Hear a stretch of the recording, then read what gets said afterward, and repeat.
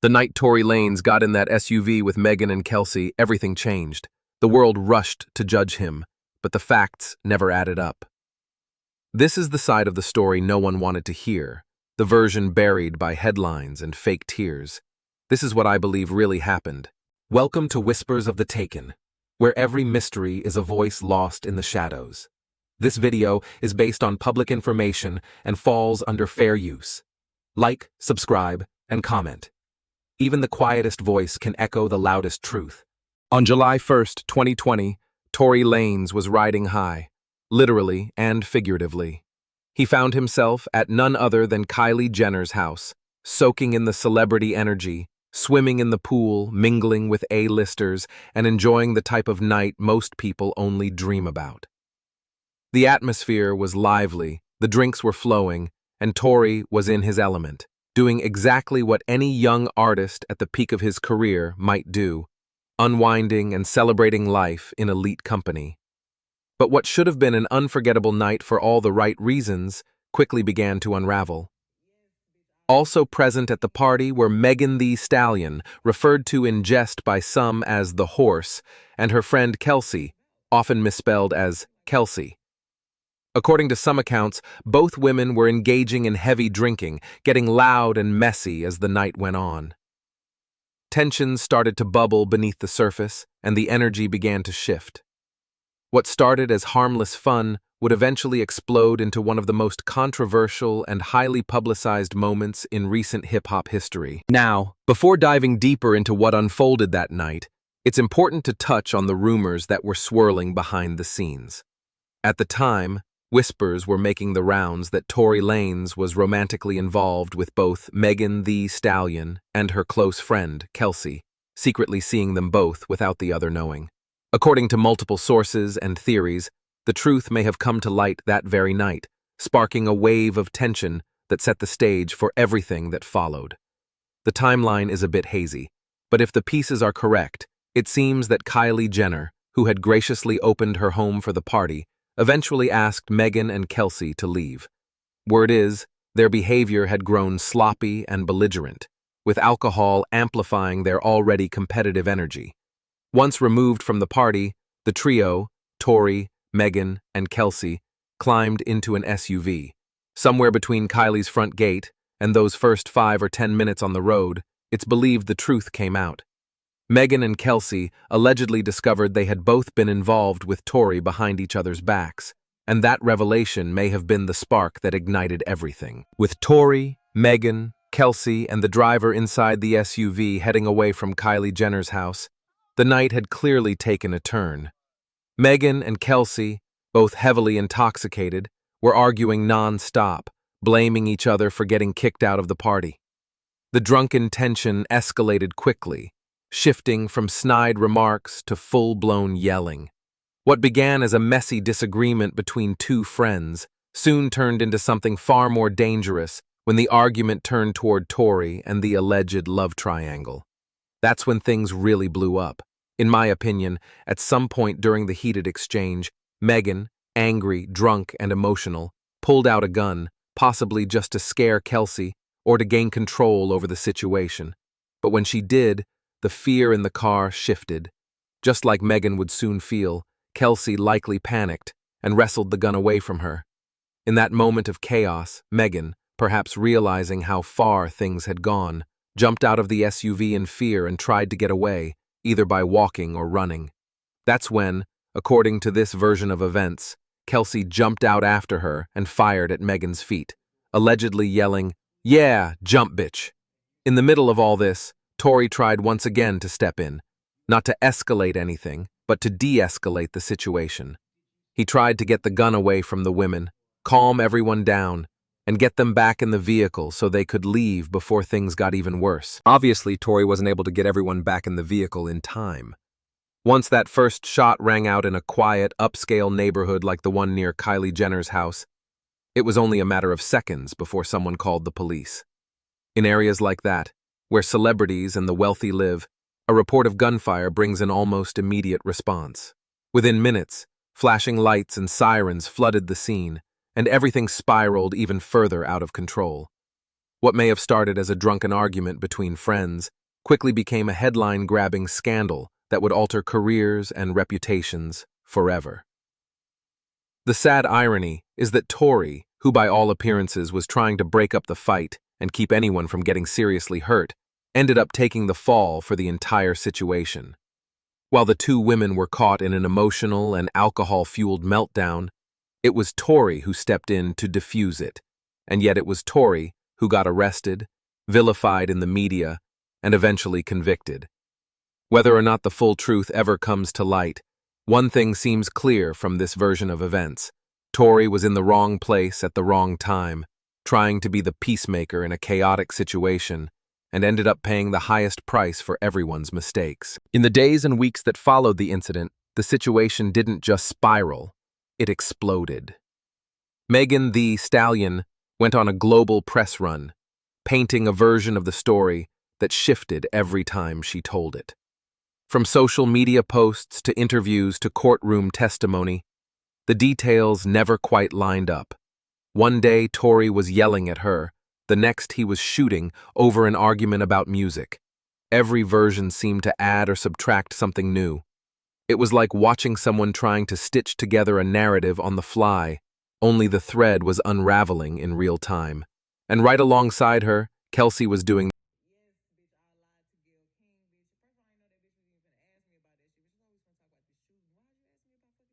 the same thing, twisting the story, changing the facts, and ultimately throwing all the blame on Tory.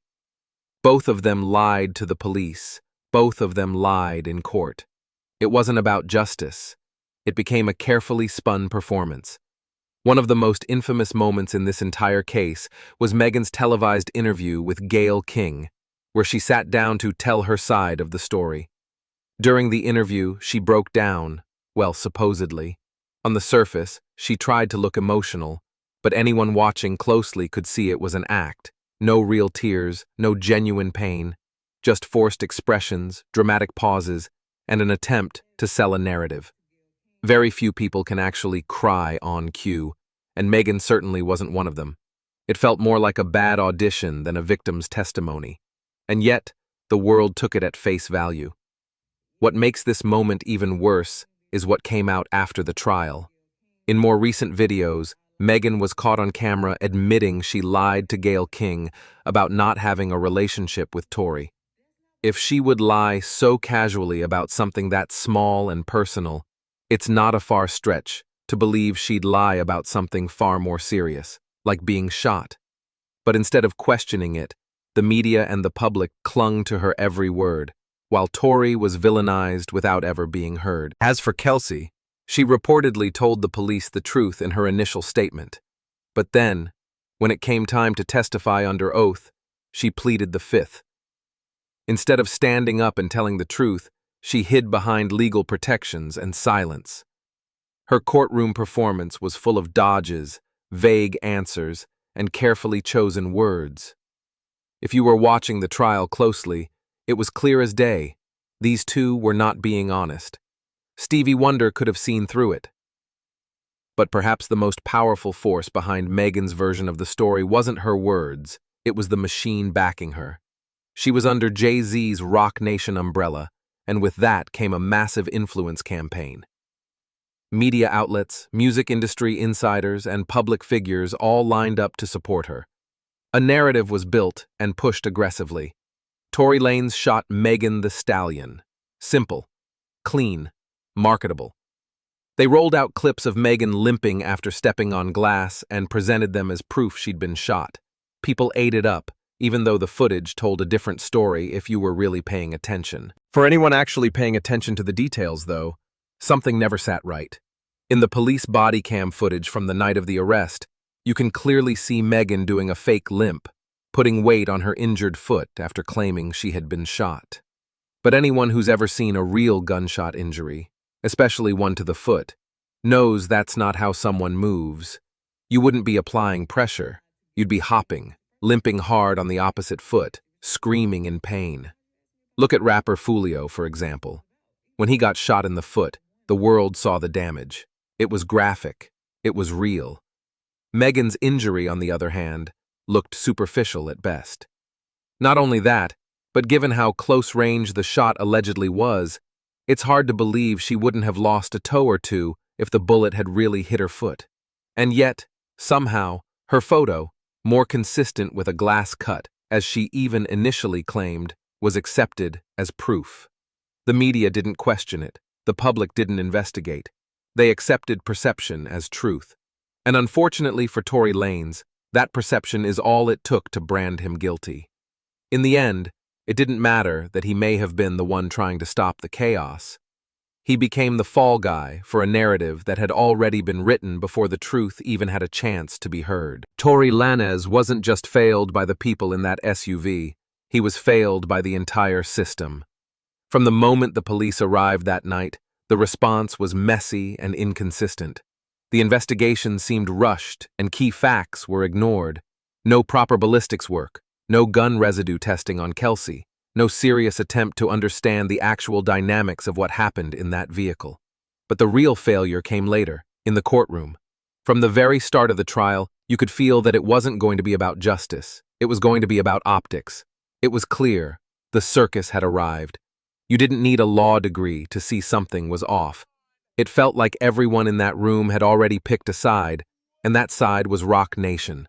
One juror, according to reports and speculation, even looked like they winked at Megan as the trial began. That should have been a massive red flag. The judge didn't help either. His demeanor seemed biased from the jump, like he was already leaning into the public narrative rather than focusing on the facts. From there, things only got worse. The trial was a disaster. The prosecution had to acknowledge that police had mishandled critical parts of the case.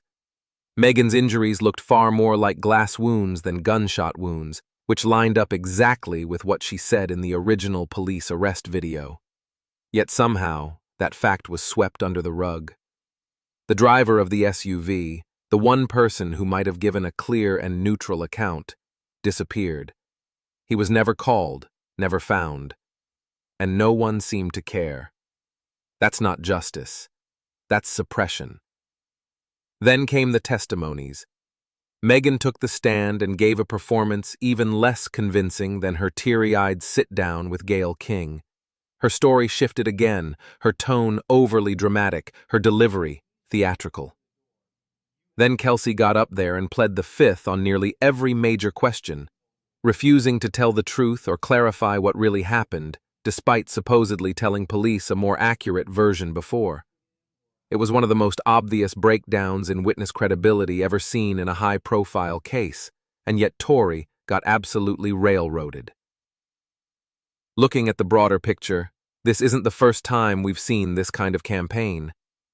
Back when the Rihanna and Chris Brown situation exploded, Jay-Z orchestrated a similar media rollout to protect Rihanna's image. What most people still don't talk about is that Rihanna reportedly initiated that physical altercation, throwing punches and grabbing at him below the belt. Yet the narrative that stuck was simple. Chris Brown beats women. Just like that, the public never looked deeper. It was the same formula all over again with Megan. Paint her as the helpless victim, push a media blitz, and let the court of public opinion convict long before a jury does. In my opinion, what sealed Tory's fate had less to do with the actual evidence and more to do with timing. The Johnny Depp and Amber Heard trial had just wrapped up. Depp came out victorious, and it shook the media narrative that women must always be believed. The world saw how a man could be falsely accused and nearly destroyed. That didn't sit well with the people who profit off identity-driven headlines. So when the Tory Lanez case came up, it was like the justice system said, "This time, the woman needs a win." And unfortunately, Tory was the one who had to be sacrificed to make that happen. In today's world, especially here in 2025, any woman can accuse a man of nearly any crime, and the world immediately takes her side. The truth doesn't matter. Headlines do. Viral clips do. Public emotion replaces due process. And in most cases, there are zero consequences if the accusation turns out to be false. No charges for lying, no public apologies, just silence. Meanwhile, the man, the one who's been accused, has to live with a stain on his name that never really washes off, even if he's innocent. His life becomes a minefield of judgment, lost opportunities, and whispers behind his back. That's exactly what happened to Tory Lanez. But the deeper tragedy here isn't just what he was accused of. It's how badly he was failed by the system and by those around him. From the moment police arrived on the scene, the investigation was a mess. Important witnesses vanished. The injuries didn't match the story. Key players like the driver disappeared. And still, it all snowballed straight into a courtroom circus where the outcome felt predetermined. The media had already chosen sides. Rock Nation had already launched their campaign. One juror reportedly winked at Megan on the first day. The judge's energy didn't feel neutral. From the outside, it looked like the fix was in. But through it all, Tory never broke. He showed the confidence of someone who was genuinely innocent of what he was being accused of. He didn't run to interviews or press junkets. He didn't throw anyone under the bus. Even as people close to him begged him to speak up, to tell the world what actually happened, Tory stayed silent, stone cold in his belief that the truth would speak for itself, that the jury would see through the chaos and lies. And in my opinion, that confidence wasn't arrogance. It was the calm of a man who truly knew he was innocent. There's a real difference between someone desperately claiming they're innocent and someone who knows they are. Tory showed the latter. Unfortunately, in this world, silence can be mistaken for guilt. Tory believed the justice system would do what it was supposed to do. He thought the facts would matter. But what he didn't count on was how powerful the media narrative had become. He didn't expect the emotional performances, the fake tears, or the Fifth Amendment to drown out reason. And in the end, by choosing not to snitch, by choosing to protect people who didn't protect him, Tory got crushed by a system that was never really on his side. If he had taken the stand, if he had told the full story himself, laid it out piece by piece, I truly believe we'd be looking at a different outcome. The case had holes big enough to drive through. The inconsistencies were glaring. The emotional manipulation was obvious. But with no voice to counter it, Tory became the villain by default. The justice system, fresh off the Johnny Depp trial where a man had finally won, seemed ready to give a woman the next win. It wasn't about truth. It was about balance. And Tory Lanez became the price paid for it. He didn't just lose his freedom. He lost his chance to speak. And the world lost its opportunity to hear the real story from the only person who had the courage to stay calm in a storm of lies. Unfortunately, Tory never spoke up. He never gave his side in full. He never took the stand. He chose silence, loyalty, and what he believed was the honorable route. But that decision came with a price. It led to him being found guilty and sentenced to 10 years in prison. 10 years for a situation that many believe he was trying to de-escalate, not cause. Once again, it served as proof of how broken and biased the justice system really is. But even in the face of that crushing outcome, Tory held his head high. He kept 10 toes down. He didn't cry for pity or break under the pressure. He stood firm, confident in who he was, even if the world refused to see it. Behind bars, Tory didn't fade into bitterness or victimhood. If anything, he adapted quickly. Reports and rumors coming out of the facility suggested that Tory became a steady, positive force inside. He began recording and releasing music not long after his incarceration, reminding the world that his voice couldn't be silenced, even from a cell. But more importantly, it's been said that Tory used his time and status to uplift others. Some say he's helped less fortunate inmates with commissary, phone calls, and navigating prison life. Others have claimed he's been a mentor of sorts, teaching others how to write, how to make music, how to express themselves. Despite everything, Tory was still giving back, still leading, still standing tall. But then, the unthinkable happened. In a shocking turn, Tory was attacked inside the prison. He was stabbed around 15 times in a brutal assault that nearly took his life. The injuries were so severe that he had to be life-flighted out of the facility. Both of his lungs collapsed. For a terrifying moment, the world held its breath, unsure if he would survive. It was a moment where everything music, media, trials, headlines meant nothing. The only thing that mattered was whether Tory Lanez, the artist, the son, the man, would make it out alive. And yet, in true Tory fashion, he did.